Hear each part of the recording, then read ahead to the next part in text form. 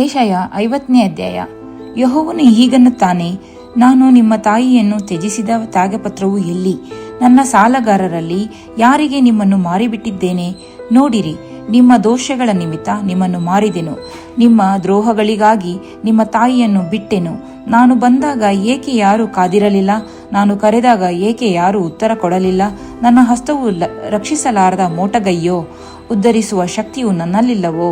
ಇಗೋ, ನನ್ನ ತರ್ಜನದಿಂದಲೇ ಸಮುದ್ರವನ್ನು ಬತ್ತಿಸಿ ನದಿಗಳನ್ನು ಒಣಕಾಡನ್ನಾಗಿ ಮಾಡುತ್ತೇನೆ.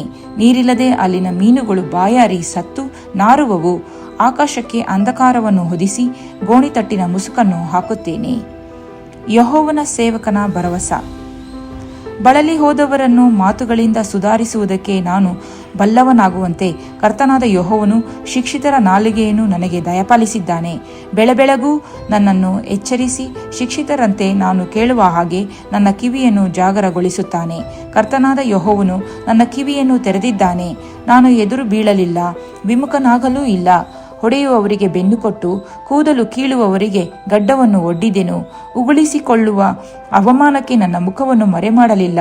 ಕರ್ತನಾದ ಯೆಹೋವನು ನನಗೆ ಸಹಾಯ ಮಾಡುವನು, ಆದ ಕಾರಣ ನಾನು ನಾಚಿಕೆಯಿಂದ ಕೊರಗಲಿಲ್ಲ. ನನ್ನ ಮುಖವನ್ನು ಕಗ್ಗಲಿನಂತೆ ಗಟ್ಟಿ ಮಾಡಿಕೊಂಡಿದ್ದೇನೆ. ಆಶಾ ಭಂಗ ಪಡಲಾರೆನೆಂದು ನನಗೆ ಗೊತ್ತು. ನನ್ನ ನ್ಯಾಯಸ್ಥಾಪಕನು ಸಮೀಪದಲ್ಲಿದ್ದಾನೆ. ನನ್ನೊಡನೆ ಯಾರು ವ್ಯಾಜ್ಯವಾಡುವರು?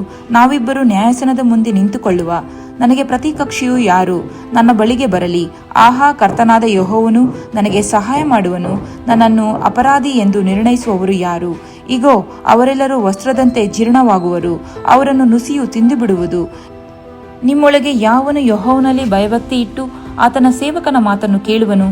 ಕತ್ತಲಲ್ಲಿ ನಡೆಯುತ್ತಾ ಬೆಳಕಿಲ್ಲದವನು ಯೆಹೋವನ ನಾಮದಲ್ಲಿ ಭರವಸವಿಟ್ಟು ತನ್ನ ದೇವರನ್ನು ಆಧಾರ ಮಾಡಿಕೊಳ್ಳಲಿ.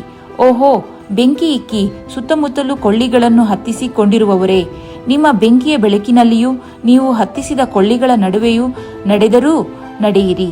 ಇಗೋ, ನನ್ನ ಹಸ್ತದಿಂದ ನಿಮಗಾಗುವ ಗತಿಯೂ ಇದೆ. ದುಃಖಕ್ಕೆ ಒಳಗಾಗಿ ಸಾಯುವಿರಿ.